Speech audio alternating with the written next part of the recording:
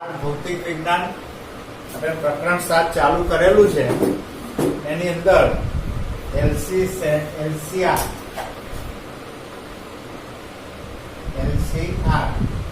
શ્રેણી એસી પરિપથને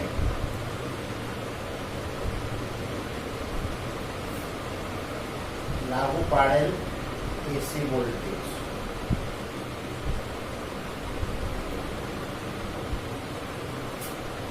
તો આપણે પહેલા તો એસી વોલ્ટેજ પ્રાપ્તિ સ્થાન વી કહીએ. વીની જે કિંમત છે વીએમ સાઇન ઓમેગા ટી. આ સાઇન વિધેય પ્રમાણે વોલ્ટેજ ઉલટ બદલાય અને અવરોધ લઈએ. અવરોધકનો અવરોધાર, ઇન્ડક્ટરનું આત્મપ્રેરકત્વ L અને કેપેસિટરનું કેપેસિટન્સ C. આ રીતનો પ્રવાહ. ધારો કે કોઈ ટી ક્ષણે પસાર થતો વિદ્યુત પ્રવાહ I અને કેપેસિટર પર જમા થતો વિદ્યુત ભાર Q હોય અને પ્રવાહનો ફેરફાર di/dt. તો V is equal to VR plus VL plus VC. આ V ની જે કિંમત છે એ Vm sin omega t. VR એટલે Im into R, I into R, I into XL plus I into X. આવું સમીકરણ આપણે લખી શકીએ. બીજું અત્યારે નામ VR, VL અને VC. આ VR એટલે IR લખવાનું છે. VL એટલે L di/dt અને VC એટલે Q by Vm sin omega t. આવું એક સમીકરણ આપણે મેળવીએ.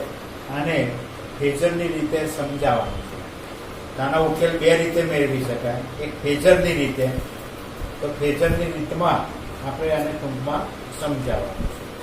તો સૌથી પહેલા આ વોલ્ટેજ ફેઝર અને પ્રવાહ ફેઝર અવરોધ માટે એક સમાન હોય છે. વોલ્ટેજ ફેઝર અને પ્રવાહ ફેઝર, ધારો કે પ્રવાહ ફેઝર છે I એટલે વોલ્ટેજ ફેઝર VR. વોલ્ટેજ અને પ્રવાહ અવરોધક માટે સમાન કળામાં હોય એટલે ખૂણો 0 દેવાનો. પછી કેપેસિટન્સ એકલું હોય તો પ્રવાહ આગળ હોય છે અને VC કહેવાય. એટલે કરંટ આગળ છે, વોલ્ટેજ પાછળ છે. અને VL ની અંદર એવું છે કે વોલ્ટેજ આગળ. ઇન્ડક્ટરમાં પ્રવાહ કરતા વોલ્ટેજ આગળ, કેપેસિટન્સમાં પ્રવાહ કરતા વોલ્ટેજ પાછળ. તો હવે આ જે ખૂણો છે ઓમેગા ટી પ્લસ ફાઈ છે.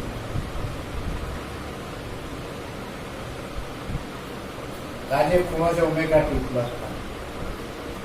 હવે ફેઝરો દોરીએ છે. આની અંદર જે પ્રવાહનું સૂત્ર છે એ I બરાબર Im sin omega t plus phi. પ્રવાહનું સૂત્ર I બરાબર Im sin omega t plus phi હોય છે. હવે I ફેઝર, વોલ્ટેજ ફેઝર, પ્રવાહ ફેઝર, VC અને V એ આપણે આકૃતિમાં બતાવીએ. તે આકૃતિ તમે દોરી શકશો. આ VC અને VL વિરુદ્ધ દિશામાં છે એટલે પરિણામી મૂલ્ય VC પ્લસ VL.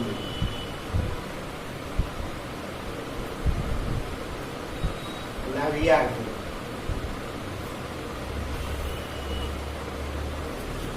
પછી આગળ સમજ આપણે આપીએ.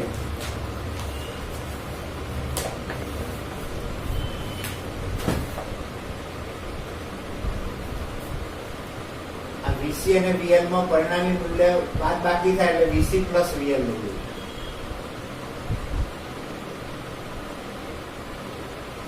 આનું પરિણામી શોધીએ તે વી થાય. એટલે વીસી માઇનસ વીએલ એનું માન.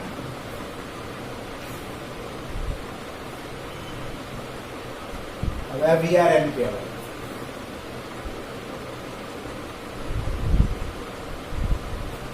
તો આ V થયું એટલે V is equal to VR plus VL plus actually VL plus VC પણ એ VL VC minus VL જ છે. હવે મહત્તમ પ્રવાહ આ VRM મહત્તમ વોલ્ટેજ VRM લખવું હોય તો IM into R.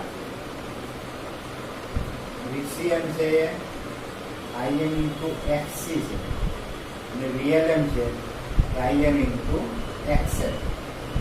રાવળોદના પદમાં છે VCM IM into XC, VLM IM into XL. આ જે પદો છે એ VL plus VC plus VR is equal to V થાય. પાયથાગોરસના મૂલ્યથી આને સમજાવી શકાય. આ VL ના કાટખૂણો એટલે VM નો વર્ગ પાયથાગોરસ તો VM નો વર્ગ બરાબર VRM square plus VCM minus VLM નો આના આ રીતનું આપણું સમીકરણ બને. હવે આની અંદર આ કિંમતો મૂકીએ છીએ તો VRM એટલે IM સ્ક્વેર R સ્ક્વેર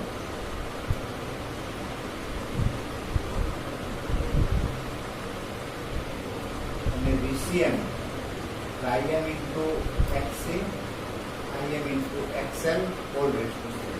આમાંથી IM કોમન લઈએ એટલે IM સ્ક્વેર કોમન લઈએ R square plus XC minus X.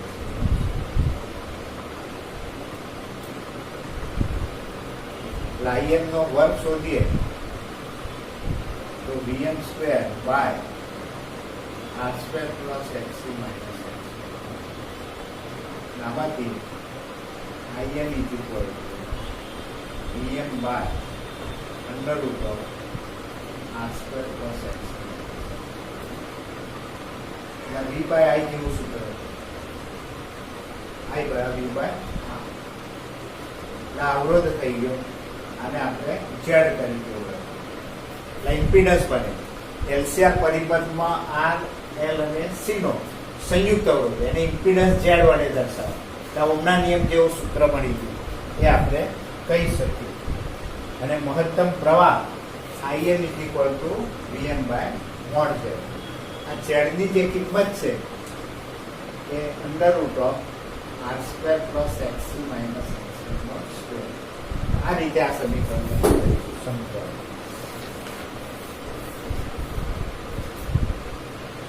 આની ફિગર ડાયાગ્રામ કરીએ છીએ તો એ આમ થાય. ધારો કે R છે, આ ખૂણો ખાલી છે અને આ XC માઇનસ XC. આ જે છે એ Z એટલે કર્ણનો વર્ગ બે બાજુના વર્ગોનો સરવાળો એટલે Z is equal to root of R square plus XC minus XC. આ રીતે આ સમીકરણ પૂરું થાય. અને tan phi ની જે કિંમત છે એ XC minus XL by R. તો આ રીતે આ વોલ્ટેજ અને પ્રવાહને ફેઝર તરીકે દર્શાવવામાં આવે છે. જો XC ગ્રેટર ધેન XL હોય તેને કેપેસિટિવ અસર તરીકે ઓળખવામાં આવે છે. અને કેપેસિટિવ અસર હોય તો પ્રવાહ કરતા વોલ્ટેજ પાછળ હોય છે. અને XL ગ્રેટર ધેન XC હોય, XC લેસ ધેન XL હોય તો એ વોલ્ટેજ અસર કરે છે. એટલે રિયલ જે છે તે પ્રવાહ વોલ્ટેજ કરતાં આગળ રહેશે. અને આ જે સમીકરણો મેળવીએ છીએ એની પ્રારંભિક શરતો કંઈ ખાસ સમજાવતા નથી. આનો એ ગેરલાભ બતાવે છે. આનો જે ઉકેલ આપણે મેળવીએ છીએ એ ઉકેલ વ્યાપક ઉકેલ નથી. ક્ષણિક ઉકેલ માટે વોલ્ટેજ 0 લેવામાં આવે છે અને વ્યાપક ઉકેલ લઈએ ત્યારે ક્ષણિક ખૂબ લાંબા સમય બાદ ક્ષણિક ઉકેલ 0 થાય છે અને સ્થાયી અવસ્થા ઉકેલ દ્વારા પરિપથની વર્તણૂક કરી શકાય છે. કેટલી વાર છે?